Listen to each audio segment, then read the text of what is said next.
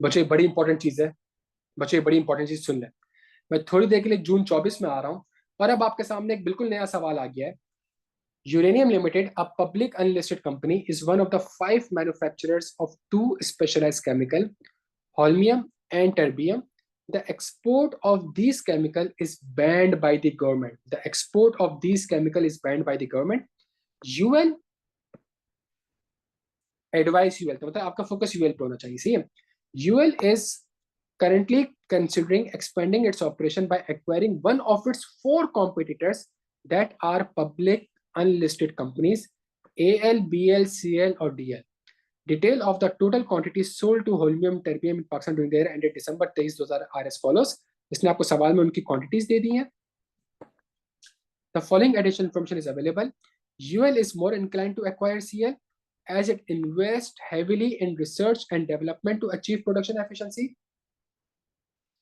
Over the past 3 years, CL has shown consistent improvement in market share due to its production efficiency.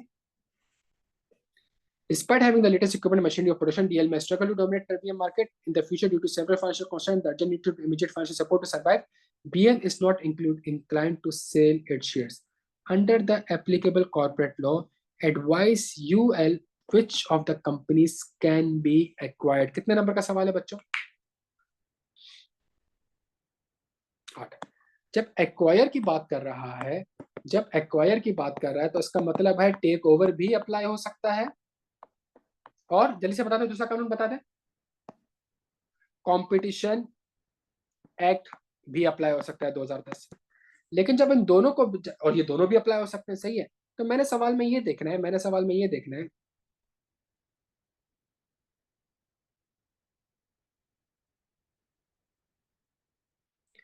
One of its by acquiring one of 4 that are public unlisted companies. ये सारी की सारी companies कौन सी हैं भाई, जल्दी से बता दे, ये सारी की सारी कंपनीज कौन सी हैं?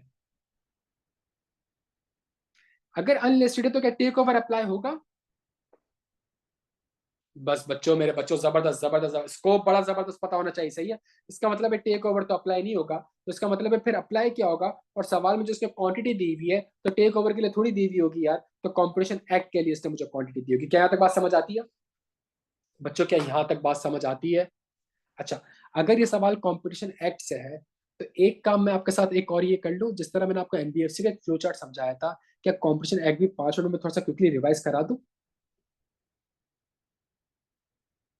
अगर वो 5 मिनट में आपको रिवाइज करा दूंगा तो आप यकीन करेंगे जब भी सवाल आएगा आप बड़े आराम से उसको कर सकते हैं, सही है। तो अगले 5 मिनट प्यारे बच्चों थोड़ी सी तवज्जो दीजिएगा।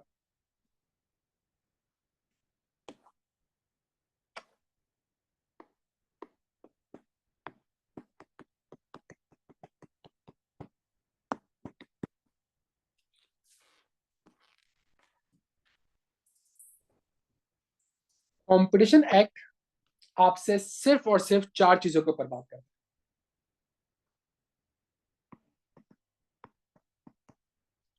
है। एब्यूज ऑफ डोमिनेंट पोजीशन,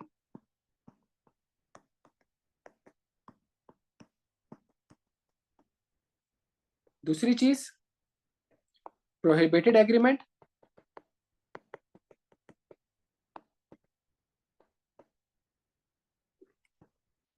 तीसरी चीज डिसेप्टिव मार्केट,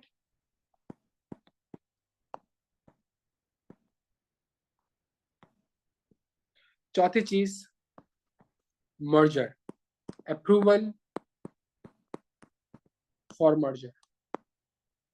क्या तक बात समझ आती है बच्चों? पूरा कॉम्पिटिशन एक्ट आपसे सिर्फ इन 4 चीजों के ऊपर बात करता है, इन 4 चीजों के अलावा किसी चीज के ऊपर बात नहीं करता। अच्छा, एब्यूज ऑफ डोमिनेंट पोजीशन, ये किसी के ऊपर भी अप्लाई हो जाएगा, किसी भी अंडरटेकिंग के ऊपर अप्लाई हो जाएगा, ठीक है। और ये अलाउ नहीं है, पीरियड, फुल स्टॉप। क्या यहां तक बात समझ आती है? डोमिनेंट पोजीशन अगर आपकी है और उसको आप अगर अब्यूज कर रहे हैं, ये अलाउ नहीं है। क्लियर है बच्चों यहाँ पे?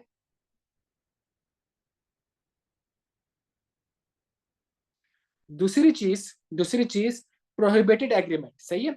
इसकी बेस्ट एग्जांपल है आपके पास शुगर स्कैंडल। तो वो जो इमरान खान के दौर में शुगर स्कैंडल हुआ था, और जो वो शुगर का पूरा एक जो मामला हुए थे, उसके ऊपर कंपटीशन कमीशन ने भी अपना डिसीजन दिया था। और उन्होंने कहा था कि जितनी भी ये शुगर माफिया है, चाहे वो फला पार्टी का हो या फला उसका हो, या आपस में उन्होंने एक एग्रीमेंट किया हुआ था, एक्सप्लिसिट या इम्प्लाइड। और उस एग्रीमेंट के तहत उन्होंने कहा था कि जी अगर हम बेचेंगे तो एक ही प्राइस पे बेचेंगे, एक ही प्राइस पे बेचेंगे। क्या यहाँ तक बात समझ आ रही है? ये किसी एक शख्स की भी डोमिनेंट पोजीशन नहीं थी, किसी एक शख्स की भी पूरी शुगर माफिया में डोमिनेंट पोजीशन नहीं थी। बट जो एग्रीमेंट करा उससे ये हुआ कि एक प्राइस फिक्स कर दी, चीजें फिक्स कर दी, कंपटीशन एलिमिनेट कर दिया, अनफेयर प्राइस चार्ज करी। तो ऐसे एग्रीमेंट भी क्या है प्यारे बच्चों? ऐसे एग्रीमेंट भी क्या है, जल्दी से बता दें। ऐसे एग्रीमेंट भी प्रोहिबिटेड है। क्या तक बात समझ आती है? तीसरी चीज, डिसेप्टिव मार्केटिंग। बेस्ट एग्जांपल इसकी है, नेस्ले वालों ने जब जो नीडो बनाते हैं, तो नीडो में एक अच्छा सा गोरा सा बच्चा बनाया हुआ था, ताकतवर सा बच्चा बनाया था, उसके हाथ में एक गिलास का दूध था। और बाद में कंक्लूड हुआ कि नीडो तो दूध है ही। डर हो गया बच्चों?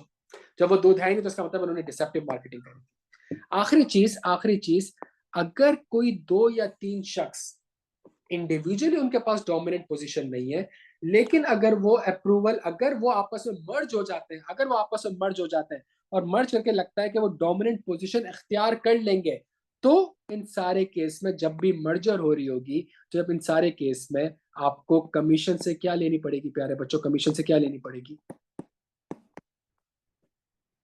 अप्रूवल लेनी पड़ेगी। सही है। अच्छा, एक और चीज सुन ले मेरी बच्चों, बड़ी इंपॉर्टेंट है। ये मैंने आपको ओवरऑल स्ट्रक्चर बता दिया, जिस तरह मैंने आपको यहाँ पे ओवरऑल स्ट्रक्चर किसका बताया था? ओवरऑल स्ट्रक्चर मैंने आपको यहाँ पे एनबीसी रूल्स का बताया था। सही है। थोड़ी सी एक और चीज देख लें, बड़ी काम आएगी आपके। ये कंपटीशन कमीशन जो है, कंपटीशन एक्ट जो है, अलवी साहब मैं इब्राहिम ही हूँ भाई।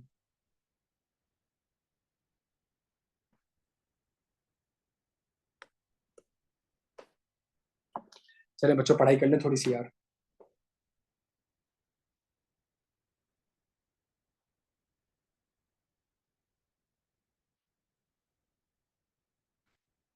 अच्छा मेरे बच्चों, तो जो मैंने आपके सामने पेश करी चीजें, section 3, prohibition of abuse of dominant position. सही है।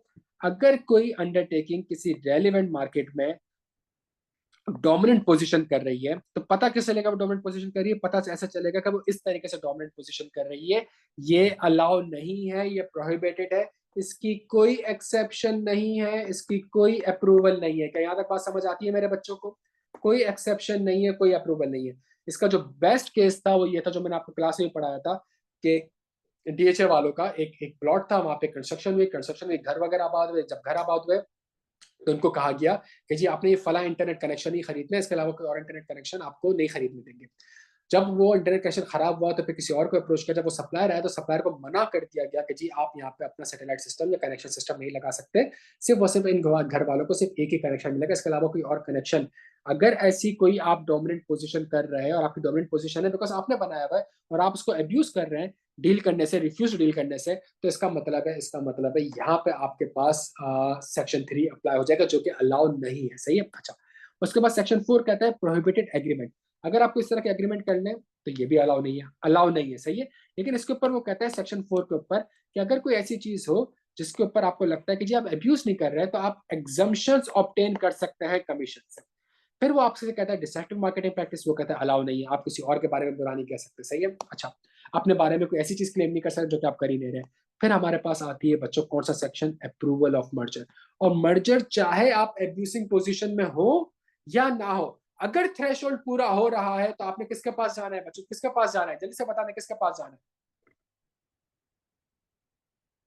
कमीशन के पास जाना है।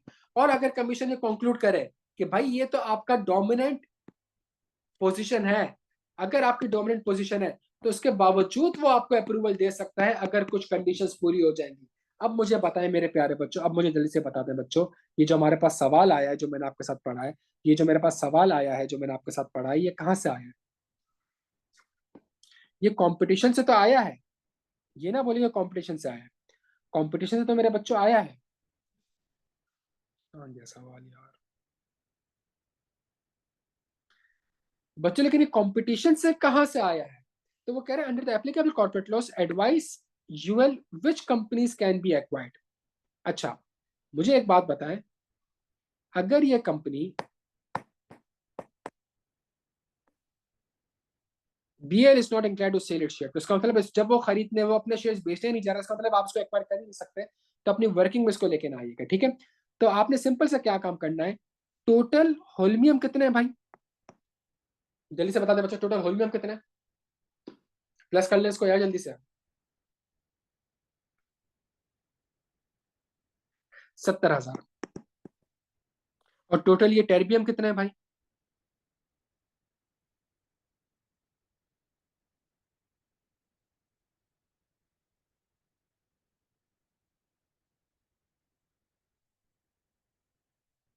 58,000। यूएल 20,500, 5,220। अगर यूएल एल को एक्वायर करता है तो 20,500 प्लस 13,120 डिवाइडेड बाय 70,000, ऐसा ही है भाई।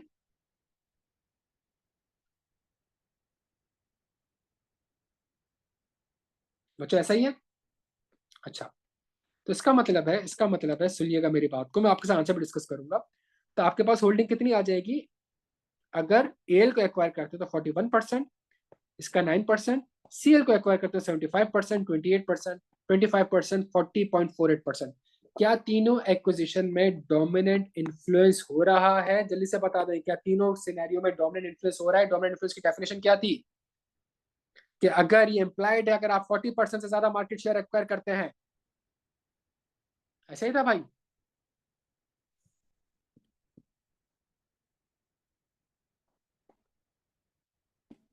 है ना किया। अच्छा, तो इसका मतलब ये हो गया बच्चों, इसका मतलब ये हो गया,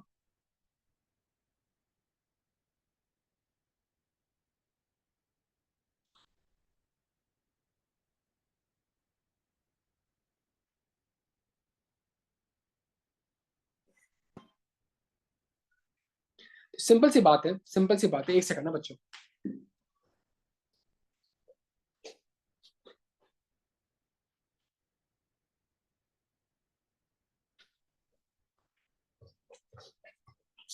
बच्चों बहुत ज्यादा एक्टिव रहना है, सही है, बहुत ज्यादा active.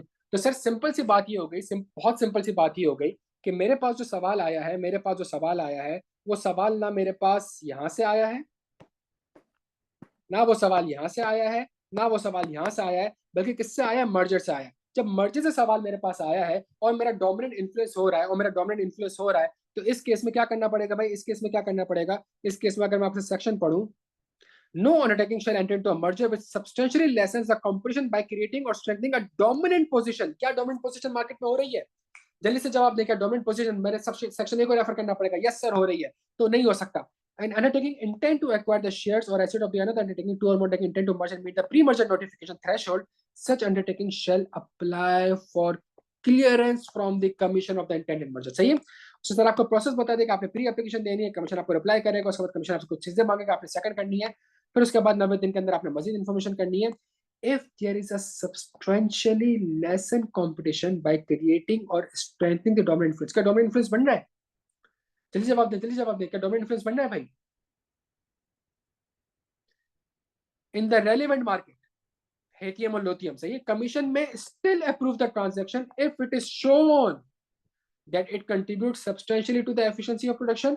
Such efficiency could not be achieved by less competition. Benefit are more than the adverse impact when one of the undertaking is faced with the actual or imminent financial failure। बच्चों को यहाँ तक बात समझ आ रही है। इसका मतलब है आपके पास कंप्लायंस से सवाल था, आपने कंपटीशन एक्ट और एलिमेंट किया, कंपटीशन एक्ट 4 चीजों के ऊपर बात करता है, जो चौथी बात है, चौथी बात के ऊपर मैं 2 बातें करता है, मैं आपसे डिस्कस करूंगा वो, और उसमें आपके पास आंसर आपने यहां से लिखना था। क्या यहाँ तक बात समझ आती है। अगर कॉम्पिटिशन एक्ट आपने रीड कर लिया, रीड करके आपने उसको उर्दू में ट्रांसलेट कर लिया, और आपको लगता है कि जी पेपर में सवाल आएगा, तो आप पिक कर लेंगे। अगर जो बच्चा गलती से भी स्टार्टिंग से सेक्शन को रीड करने लगेगा लगेगा लगेगा, फिर यहाँ पर आएगा, फिर फजूल में इसको भी रीड करेगा, फिर यहाँ पर आएगा, फजूल में इसको भी रीड करेगा, फिर यहाँ पर आएगा, इसको भी रिपीट करेगा, बच्चों वो टाइम जाया करेगा, वो 20-25 मिनट में सवाल को अटेम्प्ट कर रहा होगा, आप 4 से 5 मिनट में सवाल अटेम्प्ट कर लेंगे। क्लियर हो मेरे बच्चों।